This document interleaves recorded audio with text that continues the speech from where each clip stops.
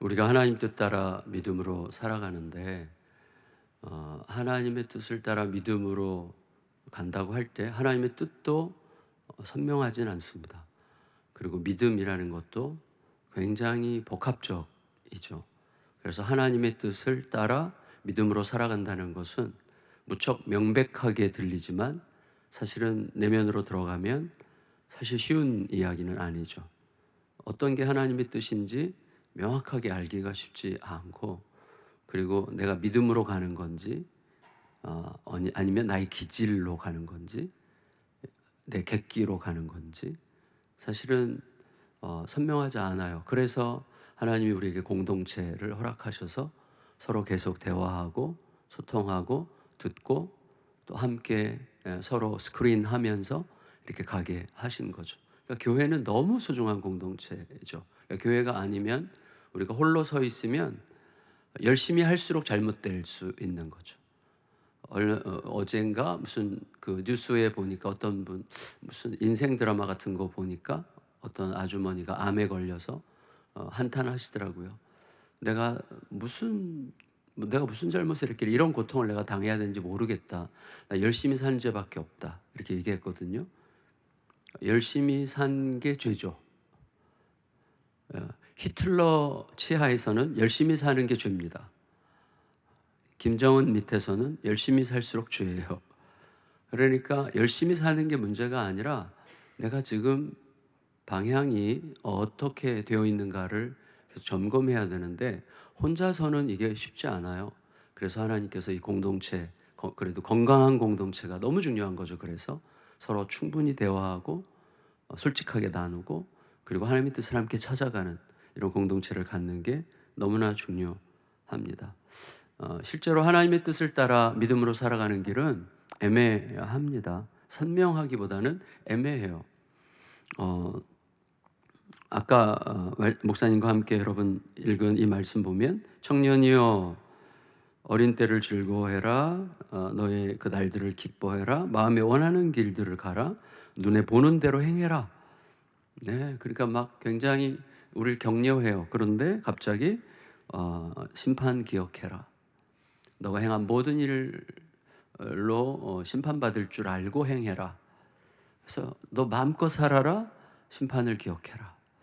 그래서 이 사이에서 지금 무슨 생각이 들었냐면, 어쩌라는 거야 이렇게, 뭐래, 뭐 이런 이제 마음이 들어오는 거죠.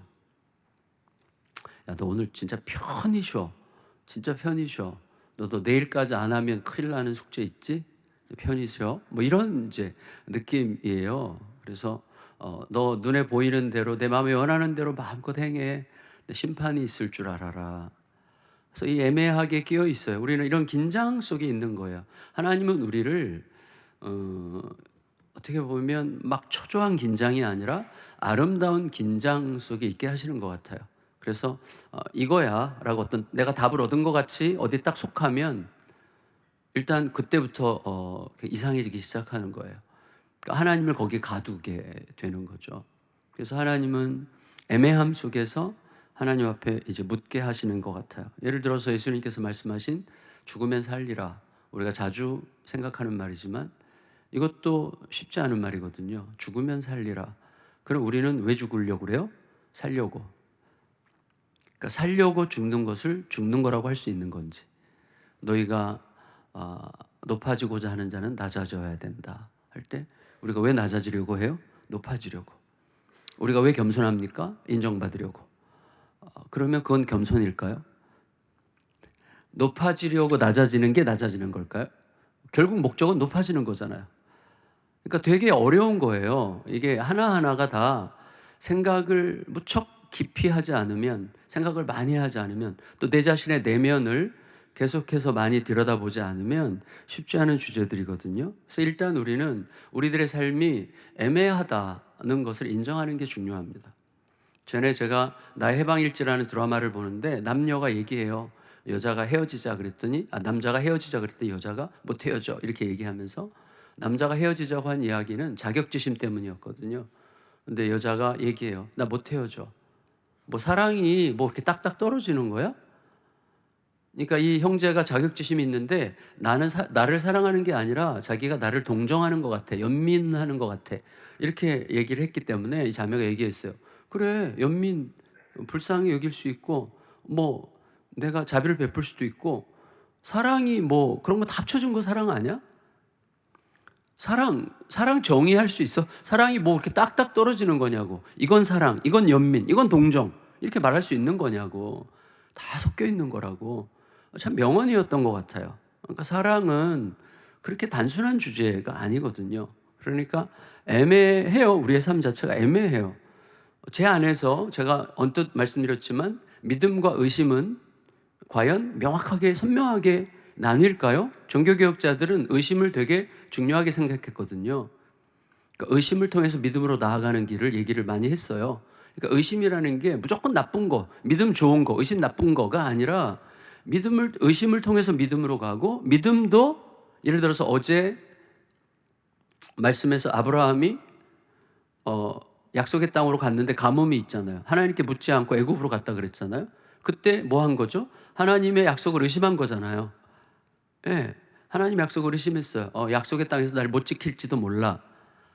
근데 그 의심을 우리는 또 의심해야 돼요. 의심을 의심하라.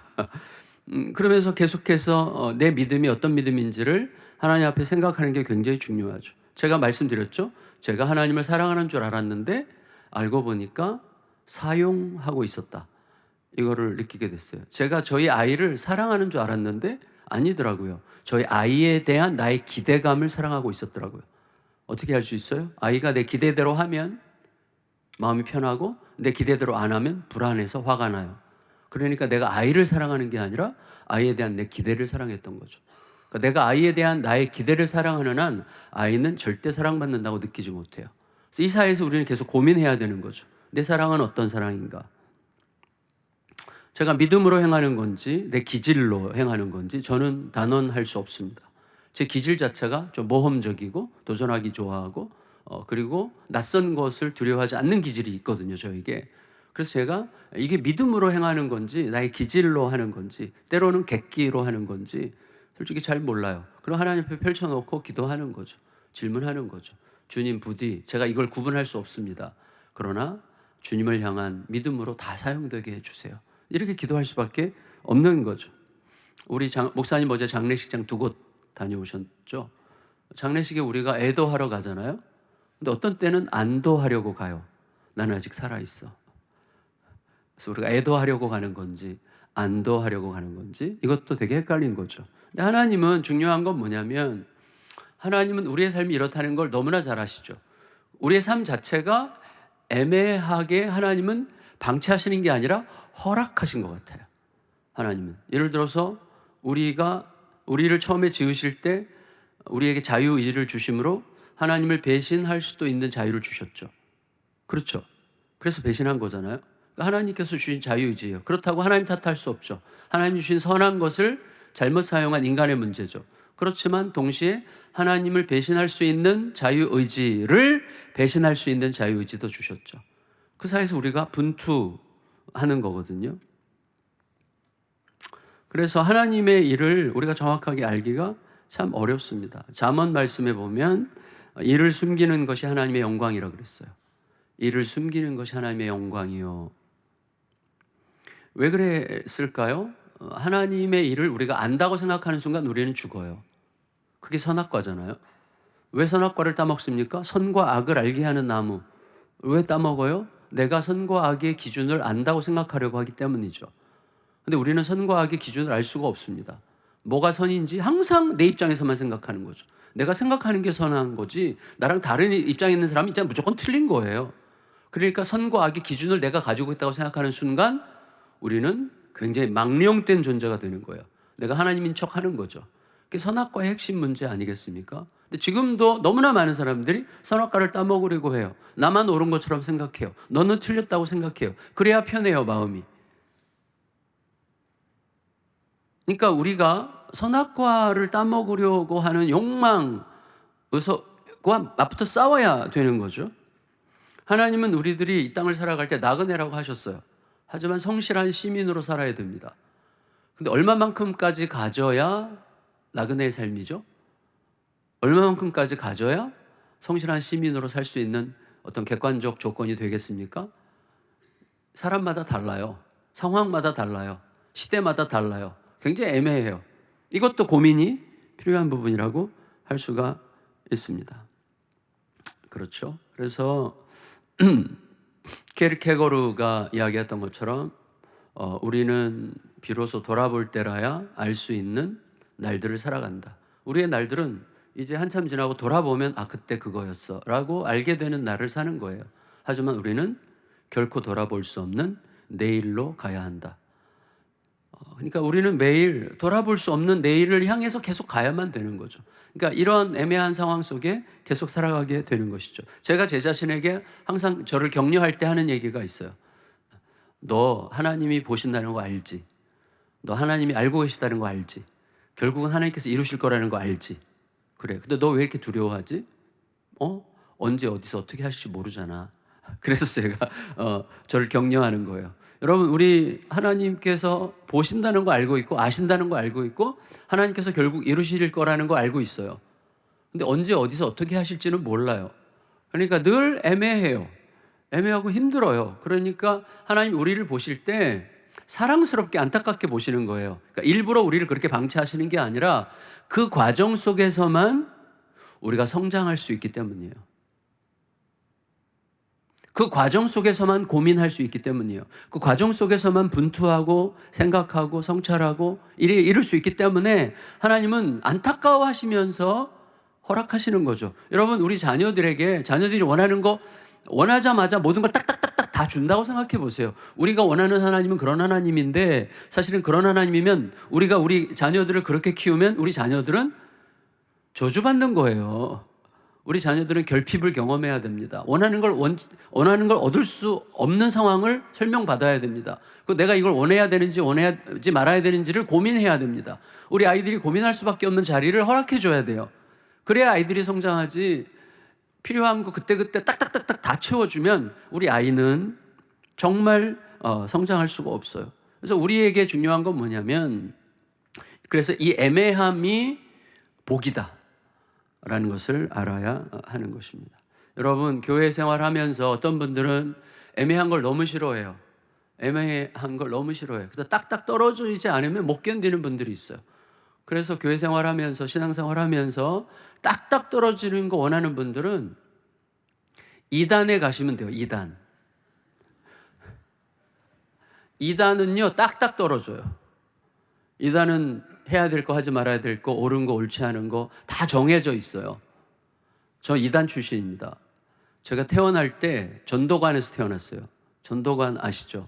옛날에 박태선. 지금 신천지 여기 대구에서 난리가 났었는데 신천지의 조상쯤 되는 전도관은 박태선 장로가 교주였는데 그때는 신천지 한 10배쯤 됐어요. 교세가. 한 100만 명 정도 됐어요. 그러니까 어마어마한 세력이었죠. 근데 저희 아버지가 거기서 굉장히 고위직이었어요. 제가 거기서 태어나기를. 그러니까 제 잘못 아니에요. 거기서 태어나가지고. 다행히 제가 초등학교 3학년 때 저희 가정이 쫓겨났어요. 저희 아버지가 무슨 잘못을 해가지고. 횡령은 아니고 여자 문제가 생겼어요. 저희 아버지가. 비서랑 사이에서 제 이복 동생이 태어났어요. 그러면서 저희 가정이 쫓겨났는데 그게 이제 저희로서는 복이었죠. 근데 제가 돌아보면 그 전도관은요 다 정해져 있어요. 먹을 것도 과일도 다 정해져 있어요. 복숭아 못 먹습니다. 자두 못 먹습니다. 그러니까 씨 하나짜리는 먹지 말아야 돼요. 그게 선악과의 후예라고 생각하는 거예요. 그리고 이제 먹을 수 있는 과일, 또 먹을 수 없는 과일, 먹을 수 있는 생선, 먹을 수 없는 생선. 굉장히 구약적 배경도 가지고 있으면서 또 이제 울타리를 쳤잖아요. 그 신앙촌 울타리 밖에 언제만 나갈 수 있고 웬만하면 못 나가고. 울타리 밖의 세상은 사탄의 세상, 울타리 안에는 천국. 이런 식으로 이런 경계선을 나눠가지고 딱딱 그러니까 그 전도관이 시키는 대로만 하면 그냥 자유롭고 편한 거예요. 그러나 바보가 되는 거죠. 내가 모든 게 선명하게 딱딱 떨어지는 삶을 살겠다라고 생각하는 것은요, 나는 더 이상 성장하고 싶지 않다는 거예요. 나는 바보가 되겠다는 뜻이거든요. 저희 그 작은 집이 춘천에서 과수원을 했거든요. 여름마다 그 과수원 갔는데 그 과수원의 대부분의 작물이 복숭아였어요. 엄청 맛있는 냄새가 막 나는데 저는 복숭아 먹으면 안 돼요. 이거 복숭아 먹으면 이거 이제 그 사탄의 죄송합니다. 왜 이랬죠? 사탄을 따르는 거예요. 복숭아를 먹으면. 근데 너무 먹고 싶어요. 그러니까 저희 형이 먼저 깼어요. 그 규칙을. 저 형은 한번 나 먹고 죽을래. 그리고 복숭아를 먹는데 안 죽더라고요. 엄청 맛있게 먹더라고요. 제가 며칠 기다렸어요. 근데 그냥 건강하게 살아. 그래갖고 제가 몰래 복숭아 하나 들고 저쪽으로 막 도망가가지고 먹었는데 먹을 줄 모르니까 그 까칠까칠한 것까지 같이 그냥 먹어가지고 엄청 고생을 한 적이 있어요. 그리고 그때 이제 제가 깨졌어요. 아, 이거 먹어도 되는 거구나. 먹어도 안 죽네. 그러면서 이제 서서히 깨어나기 시작했던 기억이 나는데, 어쨌거나 딱딱 떨어지는 거 원하면 이단 가면 돼요. 뭐 하나님의 교회, 뭐 안상홍 증인회라든지 신천지라든지 이런 데 가면요 다 정해져 있어요.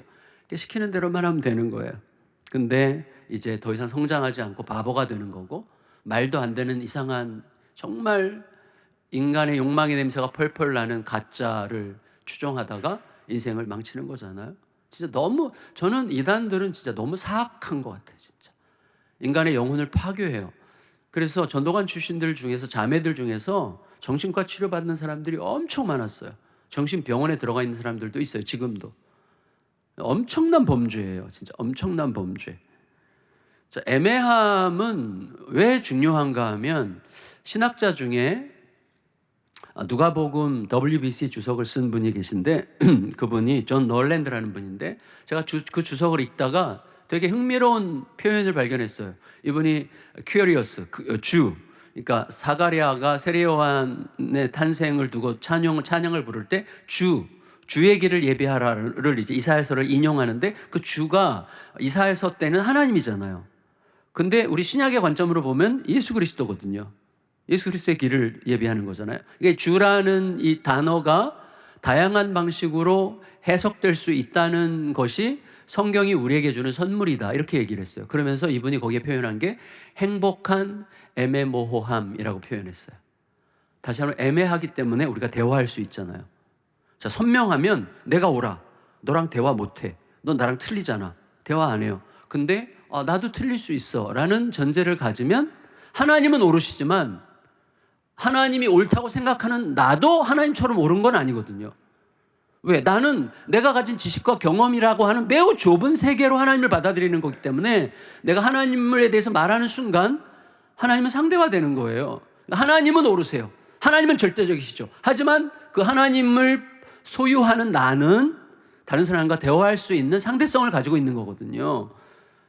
그러니까 애매해야 서로 대화할 수 있고 존중하고, 그래 너 얘기도 좀 들어보자, 이게 가능한 거거든요. 근데 교회 안에서 자기가 절대적인 것처럼, 내 생각만 옳은 것처럼 주장하는 사람이 나오면 대화가 단절되고 패가 갈라지고 힘들어지는 거예요. 지금 이 나라의 문제이기도 한 거죠, 그게. 그러니까 애매함이 복이에요. 그래서 애매한 줄 알아야 돼요.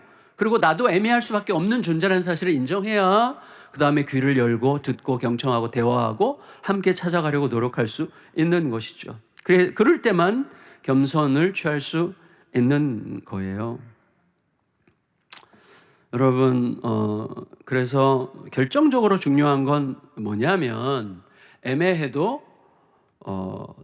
선명한 길을 걸을 수 있다는 거예요. 애매해서 우리는 헤맨다? 그렇지 않습니다. 애매해도 헤매지 않을 수 있고 선명한 길을 걸을 수가 있습니다. 그걸 대표적으로 보여주는 이야기가 열문화 비유라고 할 수 있습니다. 누가복음 19장의 열문화 비유, 아마 아실 거예요.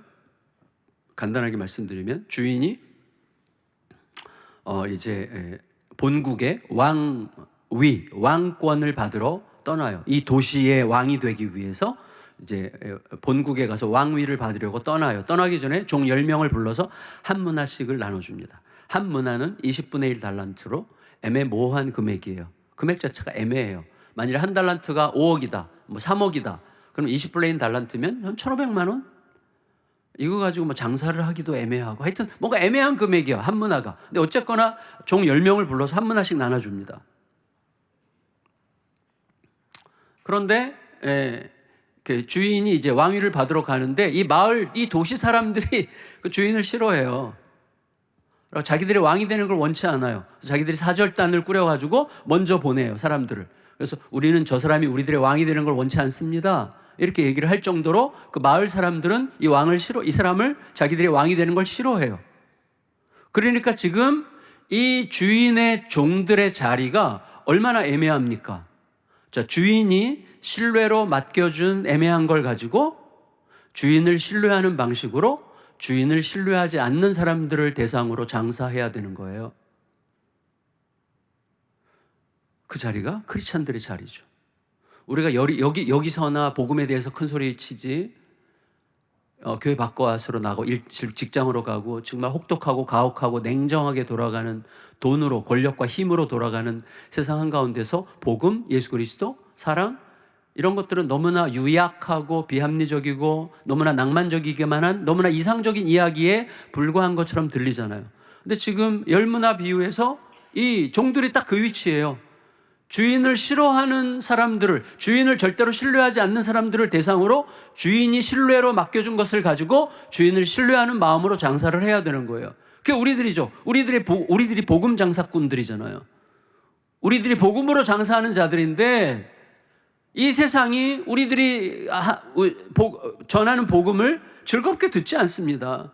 그냥 너희들끼리 이야기지, 그거는. 니네 뭐 주인이랑만 뭐 얘기하든지 말든지 하지. 우리는 관심 없어, 그런 거에. 우린 싫어. 그 사람 싫어, 우리는. 그 뜻대로 살고 싶지 않아. 이 세상이 지금 어떤 세상인데 그렇게 낭만적인, 이상적인 이야기를 가지고 여기다 갖다 붙이려고 그래. 지금 세상이 얼마나 가혹하게 돌아가고, 지금 막 힘의 논리가 막 이 치열한 경쟁 사회에서 그렇게 낭만적인 사랑이고 복음이고 뭐 이딴 것 갖고 얘기하려고 그래. 이런 식으로 생각하는 세상 가운데 우리는 복음으로 장사하는 자들이란 말이에요. 그런데 이 비유에서 놀라운 건 뭐죠? 이거를 그래서 맞아, 세상 사람들의 말이 맞는 것 같아요. 세상 사람들의 말에 설득당해서 감춰둔 사람만 빼고는 다 남겨요. 믿음으로 행한 사람들은 다 남겨요. 어떤 사람 10배로 남겨요. 이유가 뭐죠? 이게 초대교회예요, 사실은. 초대교회는 성장할 수 있는 근거가 없었어요. 자기들끼리 모여서 예배드렸고 굉장히 폐쇄적이었고, 근데 동시에 개방적이어야 돼요. 그러니까 굉장히 애매해요, 초대교회 자리는. 그 최근에 존 딕슨이라는 분이 쓴 벌거벗은 기독교 역사라는 책을 제가 우리 동네 목사님들이랑 북클럽을 했는데, 거기서 얘기하는 거, 초대교회는 너무 애매했다. 왜냐면 세상을 품으면서 동시에 세상을 경계해야 되는, 경계선을 뚜렷하게 세워가지고 옳고 그름을 갈라야 되는 동시에 세상을 품어야 되는, 너무나 애매한 자리에서, 그리고 초대교회 400년 동안, 교회가 세워지고 400년 동안 초기 문서에 선교, 전도 이런 단어가 등장하지 않는데요. 왜? 선교할 수 없었으니까, 전도할 수 없었으니까, 잘못하다가 이 공동체가 무너지니까 함부로 전도하고 선교할 수 없었어요. 근데도 교회는 계속해서 성장을 했습니다. 계속. 이유가 뭐예요? 성장의 핵심은 성도들 한 사람 한 사람이 전부 다 질문하게 하는 자가 됐기 때문이에요. 질문하게 하는 자. 무슨 말이죠? 초대교회 성도들의 별명 중에 하나가 질문하게 하는 자예요.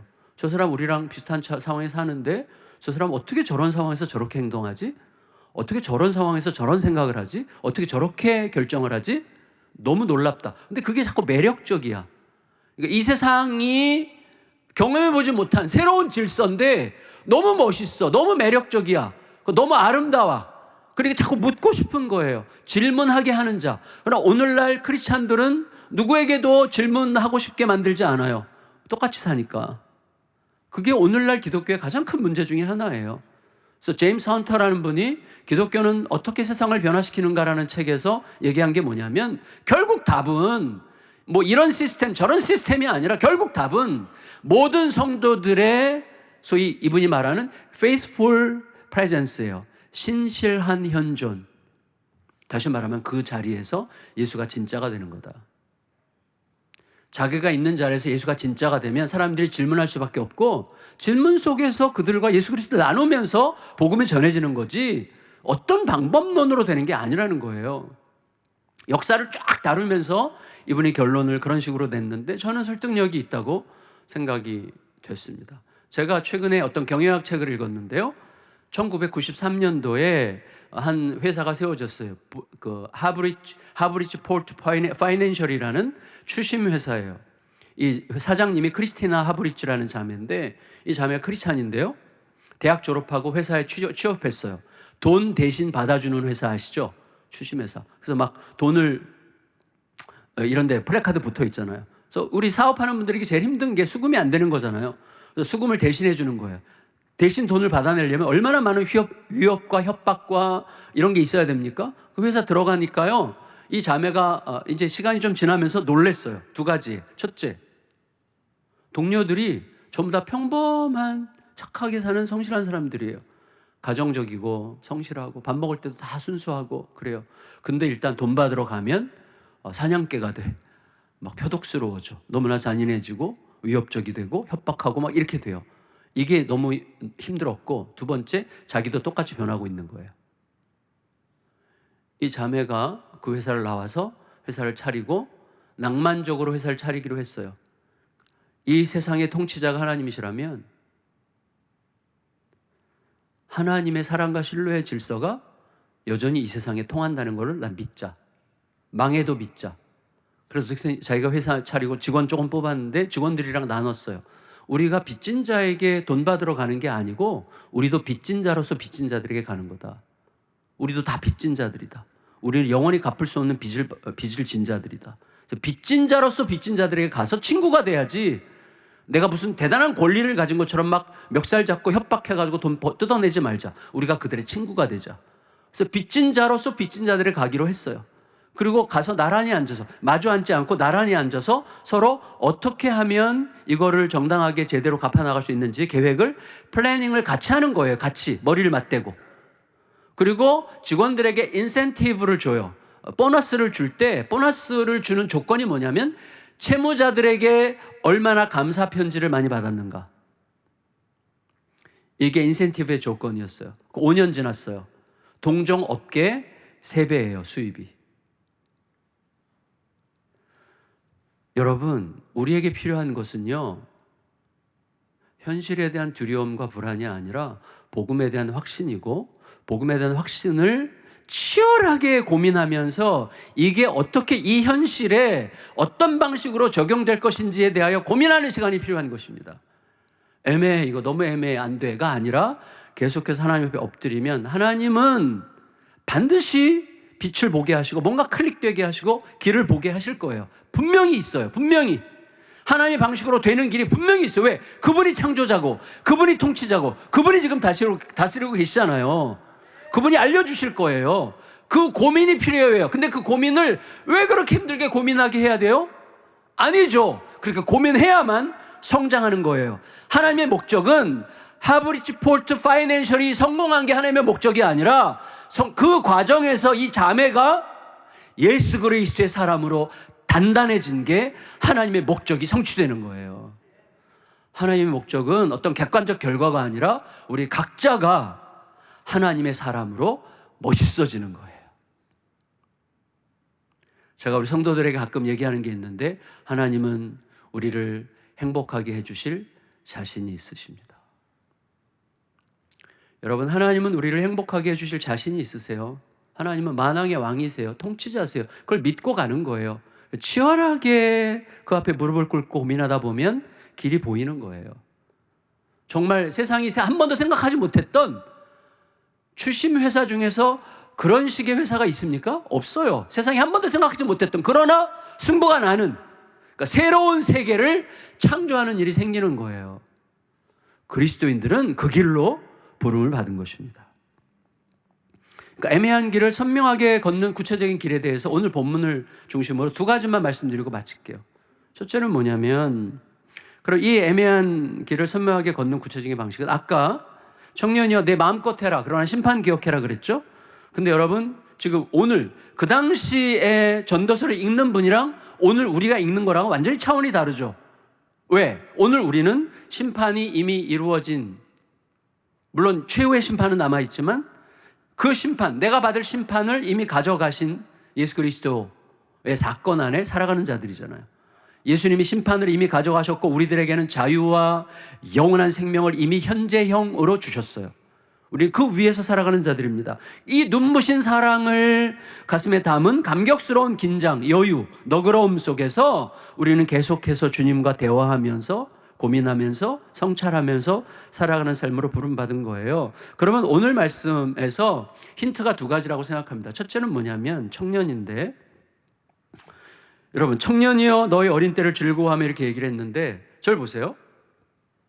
이게 되게 어색한 거거든요. 왜냐하면 전도서가 쭉, 제가 전도서를 한번 설교를 한 적이 있는데 재작년에 전도서를 쭉 보다 보면 청년이라는 단어가 여기 딱 처음 나와요. 처음. 그러니까 전도서 전체는 인류 보편을 향하여 가진 자, 못 가진 자, 나이 든 자, 나이 어린 자 모든 사람을 대상으로 막 말하다가 갑자기 청년이여 이랬어요. 이게 되게 어색한 거예요. 그러니까 만일에 청년이라는 단어가 20, 30대를 특정해가지고 청년이여 이렇게 말한 거라면 이 말씀은 갑자기 전도서 전체가 모든 사람이 막 읽다가 갑자기 소외되는 거예요. 어떤 청년이 아닌 사람들은 갑자기 소외되는 거예요. 이거 뭐지? 여러분 청년은 특정 세대가 아니라 상징이에요. 제가 볼 때. 어떤 상징일까요? 전도서 전체가요. 전체적으로 전개하는 논지가 뭐죠? 아시죠? 만사가 허무하다, 허무하다, 허무하다, 허무하다. 모든 것이 헛되도다. 여기 이 바탕을 딱 깔아요. 근데 이 모든 게 허무하다 바탕 위에 그다음에 뭐가 돼요? 때. 모든 게 때가 있다. 이게 심겨져요. 때가 있다면 무슨 뜻이죠? 때를 주신 그분의 뜻이 있는 거죠. 그래서 허무함 위에 때와 뜻이 있어요. 근데 허무함 위에서 때와 뜻이 있는 이 상황에서 살아가는 길은 하나밖에 없어요. 오늘 하루씩만 사는 거예요. 이거 예수님께서 말씀하신 겁니다. 예수님께서 내일 일을 염려하지 말아라. 너희 오늘 하루씩만 살아도 돼. 근데 왜 그렇게 내일 일이 마치 너가 내일 일을 책임질 수 있을 것처럼 그렇게까지 걱정을 하니? 내일의 주인은 나야. 그러니까 나를 믿고 오늘 하루를 사는 법을 배워. 그 말이에요. 그래서 전도서의 7장 10절에 보면 이런 말이 있습니다. 전도서 7장 10절 같이 한번 읽을까요? 시작. 옛날이 오늘보다 나은 것이 어찌미냐? 하지 말라. 이렇게 묻는 것은 지혜가 아니니라. 옛날 얘기하지 말아라. 오늘이 중요해. 옛날 얘기하지 마. 이렇게 얘기했어요. 7장 14절 읽겠습니다. 14절 시작. 형통한 날에는 7장 14절 시작. 형통한 날에는 기뻐하고 공고한 날에는 뒤돌아보아라. 이 두 가지를 하나님이 병행하게 하사 그의 장래일을 등이 헤아려 알지 못하게 하셨느니라. 자, 오늘이 어떤 날이냐가 중요하지 내일 일을 생각하지 마. 하나님은 내일 일을 모르게 하셨어. 왜? 모르게 한 그날을 알고 싶어서 그렇게 난리야. 오늘 살기도 너무나 중요해. 오늘이 너의 전부야. 제가 굉장히 좋아하는 표현이 eternal now라는 표현이에요. 영원한 지금. 지금은 오늘은 영원과 이미 연결되어 있어요. 오늘이 영원과 연결되어 있는 거예요. 그러니까 오늘을 산다는 건 이미 영원을 산다는 뜻이에요. 이게 너무 중요합니다. 그러므로 청년은 뭐냐? 청년은 오늘을 상징하는 거예요. 청년은 바로 오늘이에요. 왜요? 여러분 보세요. 여기에 연세가 나이가 뭐 20대든 30대든 40대든 50대든 60대든 70대든 80대든 아무 상관없이 오늘은 우리는 과거를 살 수 없습니다. 우리는 오늘 이후를 살 수밖에 없습니다. 근데 오늘은 어떤 날이죠? 우리의 모든 살아갈 날들 중 가장 젊은 날이에요. 그래서 오늘이 청년이에요. 우리 모두에게는 오늘이 청년이에요. 오늘은 내가 살아갈 모든 날들 중에 가장 젊은 날입니다. 그래서 청년이여 이 말은 오늘을 살고자 하는 자들이여 이렇게 해석할 수 있어요. 그러면 오늘을 어떻게 살아야 되죠? 성도님, 하나님은 우리들에게 절대로 완성품 요구하시지 않습니다. 저를 보세요. 우리가 얼마나 위대한 삶을 살아야 하나님의 의에 도달할 수 있겠습니까? 우리가 얼마나 대단한 목회를 해야 하나님께서 만족하실 만한 수준의 목회를 하겠습니까? 완성품은 없어요. 누구도 하나님의 수준에 도달할 수 없어요. 완성품을 요구하시지 않아요, 하나님은. 그러나 우리의 몸부림을 하나님은 충분해라고 말씀하시는 거죠. 그런데 하나님이 우리에게 가르쳐 주신 또 요구하시는 것 중에 완성품이 딱 하나가 있어요. 완성품이. 하나님 우리에게 완성품을 요구하시진 않지만 하나님이 요구하시는 완성품이 하나가 있어요. 그게 뭐죠? 사랑이에요. 사랑. 오늘을 사랑으로 사는 거예요. 왜 그렇죠? 사랑은 영원하니까. 영원하다는 게 무슨 뜻이에요? 완성품이란 뜻이에요. 미완성품은 영원할 수가 없어요. 사랑은 영원해요. 사랑만 영원해. 사랑이 완성품이에요. 근데 하나님은 우리가 그 사랑을 누구나 할 수 있게 해주셨어요. 돈이 있어도 하고 돈이 없어도 하고 병들었어도 하고 건강해도 하고 심지어 죽어가면서도 할 수 있는 게 사랑입니다. 그러니까 가장 위대한 것을 누구나 할 수 있게 하셨는데 우리는 놀랍게도 가만히 자신을 보세요. 사랑만 빼고 다 해요. 사랑 빼고 다 해. 욕심으로 움직이고 그다음에 우리 아이들에 대한 사랑이 아니라 아이들에 대한 기대감에 대한 사랑으로 움직이고 계속 뭔가 이렇게 자꾸 이렇게 부패하고 뒤틀리고 왜곡되고 그렇게 되는 거예요. 제가 한 가지 기억이 나는데요. 저에게는 참 의미심장한 사건이었어요.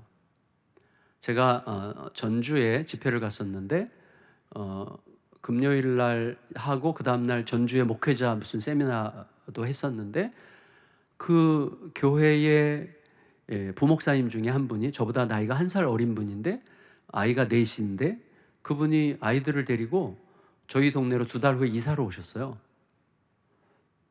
그래서 저를 찾아오셨어요. 목사님 어떻게 전격적으로 그렇게 이사 오셨어요? 가을이었는데 지금 교회 사임할 때가 아니잖아요. 그랬더니 목사님 죄송합니다. 저 목사님한테 저 받아달라고 찾아온 게 아니고요. 제가 저희 동네 목회자들 지금은 17명인데 17명이 북클럽을 해요. 이제 저희 교회 빼놓고는 전부 다 이제 한 50명 뭐 미만의 작은 개척교회 목사님들인데 이분들이랑 제가 왜 공부를 시작했는가 하면 복음으로 목회하면 열등할 필요가 없다. 이거를 그분들과 나누기 위해서였어요. 그래서 목회의 성공은 날이 갈수록 예수님을 더 사랑하게 되는 거다. 날이 갈수록 예수님을 더 사랑하게 된다면 그 사랑이 하게 하는 만큼 하게 될 거다. 거기에만 집중하자. 사이즈 가지고 뭐 열등, 우월 이런 거 생각하지 말자. 이 복음 공부를 하기 위해서 이제 모이다 보니까 처음에 8명으로 시작해서 지금 17명까지 됐는데 너무 좋아 이 모임이. 그래서 이제 매달 공부하거든요. 그래서 좋은 책들을 이제 많이 다뤘어요. 좋은 책들을 많이 다루고 하는데 진짜 이 목사님들이 제가 너무 존경해요. 지금은 뭐 너무 행복하고 당당하게 목회를 하세요. 뭐 교인이 10명밖에 안 되는 교회인데도요. 너무 당당해요. 그 대신에 막 다른 좋은 사역들을 많이 개발해서 많이 하시더라고요. 너무 멋진 사역들을 하세요. 이게 너무 좋은데 그 이야기를 이분이 듣고 그 모임에 오고 싶었던 거예요. 그 모임에. 그래서 그냥 과감하게 교회를 사임하고 올라와서 저희 동네로 이사를 오셨어요. 그래서 이제 택시 운전하고 막노동하고 하면서 이제 복음 공부하는 거야. 또 공부하고 적용하고 공부하고 적용하고 하는데 이분은 매 시간 막 너무 행복해하는 거예요. 조성채 목사님이라는 분인데 너무 행복해. 그러면서 와 우리 아이들과의 관계가 이렇게 달라지고 있어요. 저희 부부 관계가 이렇게 달라지고 있어요. 아이가 넷인데 아이들 하나하나가 너무 사랑스럽고 막 너무 행복하고 내가 이런 행복을 누려도 되나 막 이렇게 생각을 해요. 그러니까 복음이 들어가면 그렇게 되는 거예요. 예수 그리스도의 승리가 완전히 믿어지고 그 승리 위에서 살아가는 법을 배우면 우리는 여유와 자유와 평안을 누리게 됩니다. 이게 위대한 선물이에요. 근데 어쨌거나 이분이 그걸 이제 깨닫게 되고 3년쯤 지난 다음에 개척을 했어요. 우리가 엄청 이제 막 축하했어요. 그런데 개척하고 얼마 안 있다가 불행하게도 루게릭이 왔어요.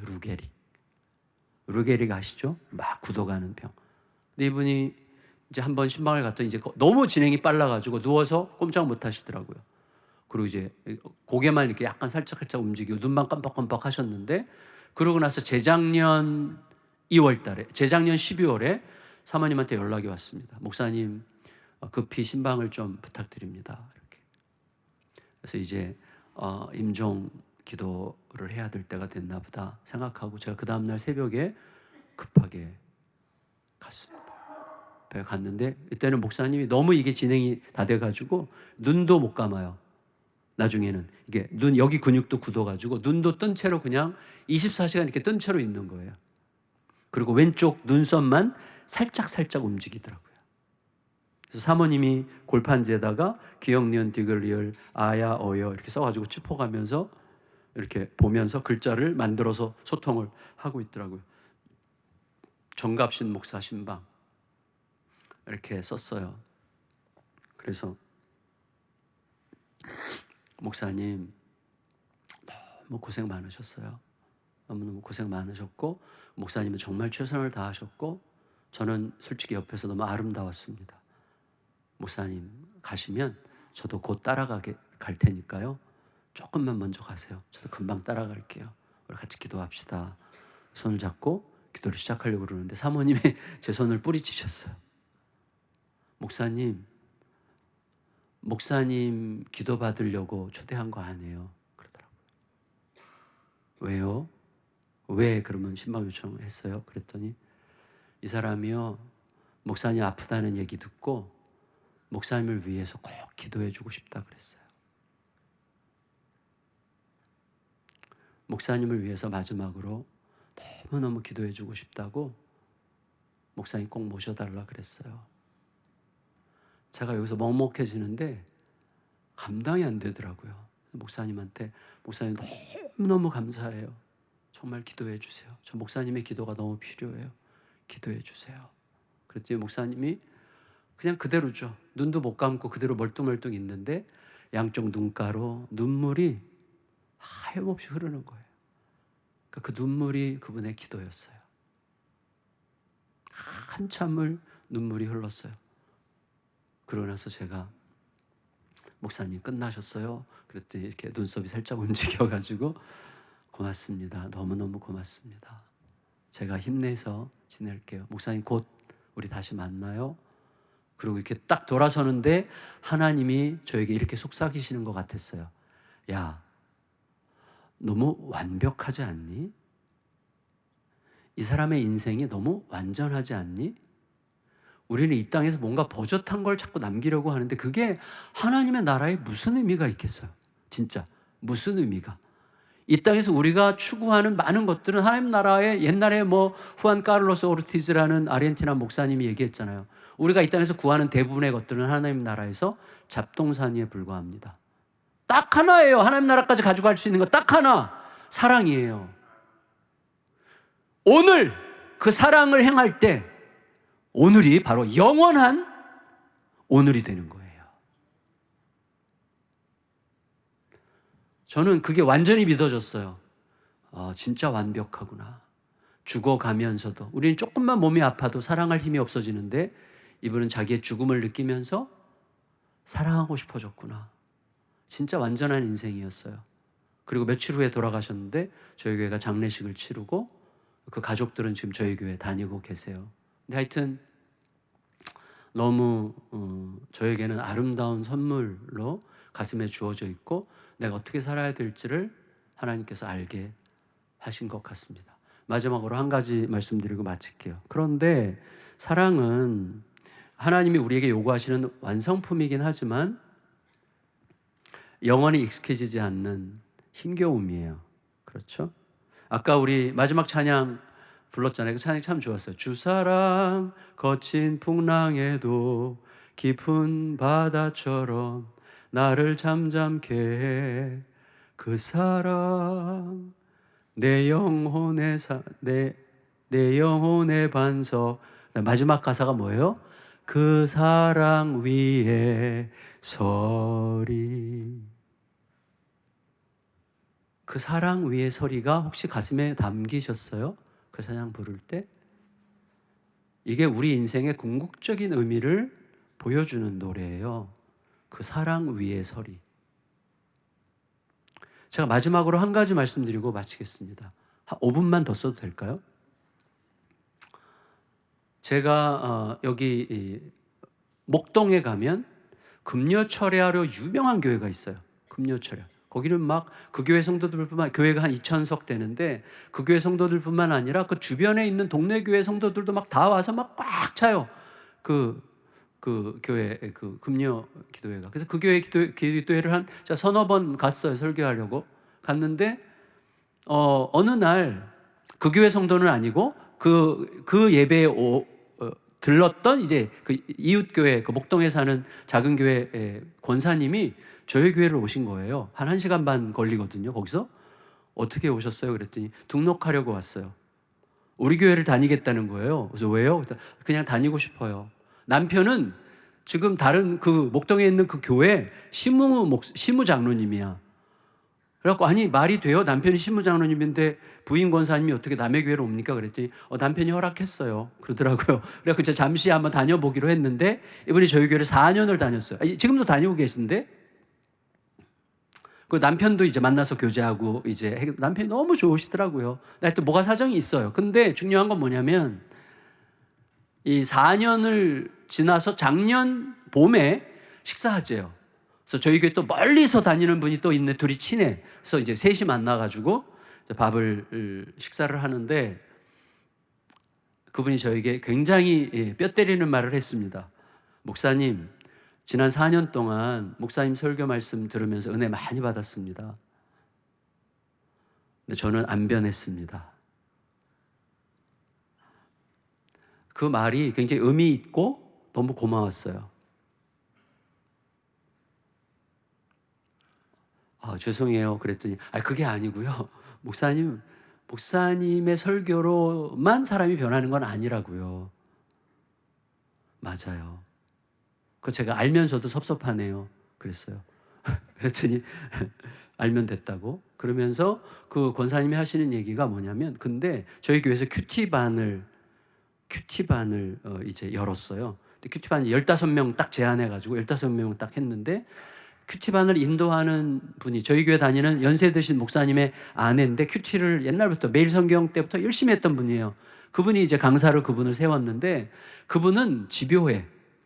그래서 그날 말씀이 그의 삶을 관통하지 않으면 내버려 두질 않아. 계속 쪼는 거예요. 지금 이제 그 후유증이 좀 있긴 있어요. 근데 하여튼 그게 도움이 될 때가 있어.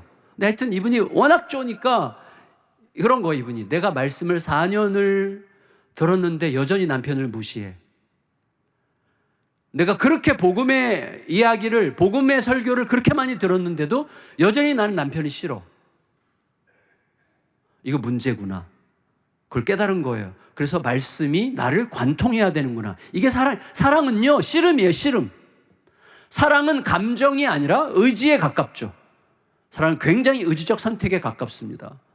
그래서 이 자매가 남편을 사랑하기로 결정했는데 남편이 가장 원하는 걸 들어주기로 결정했어요. 사랑한다면 내가 오늘 들어주리라. 남편이 제일 원하는 게 뭐냐면 아내와 함께 등산하는 거예요. 아내는 날다람쥐야. 근데 남편은 뚱뚱해. 그래서 함께 등산이 안 돼. 아내는 답답해서 속이 터져. 남편은 어슬렁어슬렁 걷고 자꾸 신발끈도 풀어지고 그래서 함께 못 가요. 근데 그날 결심하고 내가 죽으리라. 죽으면 죽으리라. 남편과 함께 걸으려면 죽어야 돼. 그래서 집에 가서 남편한테 여보 등산 갈까? 이렇게 얘기했대요. 그러니까 남편이 깜짝 놀랐어요. 아내 입에서 등산 갈까? 이거를 제안하는 게 불가능해요. 근데 아내가 등산 갈까? 그랬더니 남편이 너무 좋았어.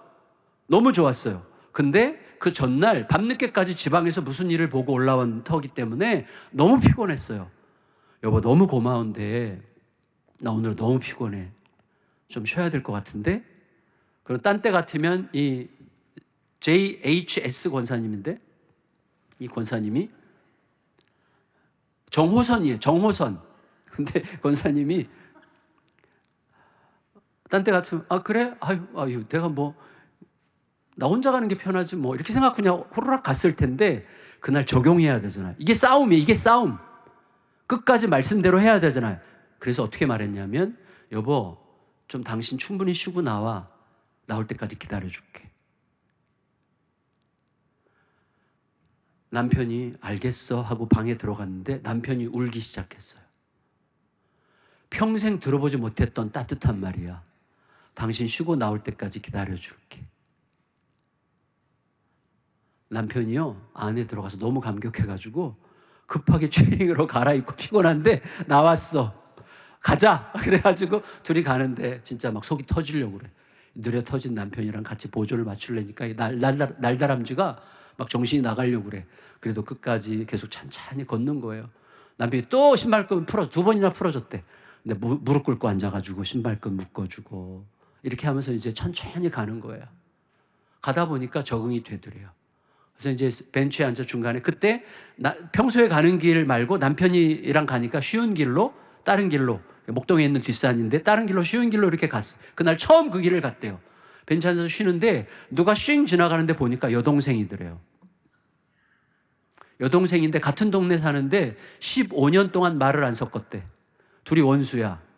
여동생이 싹 지나가. 적용. 말씀 적용해야 돼. 말씀 날 통과해야 돼. 그래서 동생 이름을 불렀대요. 자기도 모르게 그냥 크게 불렀대요. 동생이 서서 뒤도 안 돌아보더래요. 가만히 있더래요. 그리고 동생한테 막 뛰어가서 뒤에서 안아줬대요. 무조건 미안해. 언니가 돼가지고 뭐가 어떻게 됐든 내가 무조건 미안해. 정말 미안해. 얘기했대요. 그리고 이제 셋이 같이 자기 남편이랑 이 여동생도 너무 사이가 안 좋대요. 근데 그날 같이 등산하고 내려오면서 남편이 이미 사랑을 받았잖아, 아내로부터. 그러니까 마음이 배불러. 마음이 배부르면 어떻게 되죠? 여유와 평안이 와요. 여유가 오면 베풀고 싶어져. 내가 오늘 밥 살게. 그래가지고 고깃집 가가지고 셋이서 고기 먹으면서 완전히 풀었다는 거예요. 그 하루에. 말씀이 들어와 현실이 되니 하루에 다 풀린 거예요. 이게 사랑이에요. 하나님은 사랑이시고 그분은 말씀하신 분인데 그분의 말씀이 들어오면 우리의 삶에 남는 결과는 사랑입니다. 오늘 말씀은 핵심이 뭐예요? 오늘을 사랑으로 살아라. 오늘 너의 삶에 사랑이 남게 해라. 그러면 오늘 너의 하루는 영원한 오늘이 될 것이다. 기도하겠습니다. 하나님, 왜 사랑을 오래 참고 라고 표현했을까요? 사랑은 오랜 고통이요, 싸움이고 분투이기 때문에 그렇게 말씀하셨다고 생각합니다. 그러나 예수님의 십자가의 사랑만 할 수는 없습니다. 그 사랑을 받은 자로서 그 사랑을 묵상하여 그 사랑이 우리를 통과하게 하는 방식을 통하여 우리의 삶에 오늘 어떤 하나님의 위대한 일들이 펼쳐지는지 보게 하여 주시옵소서. 예수님의 이름으로 기도합니다. 아멘.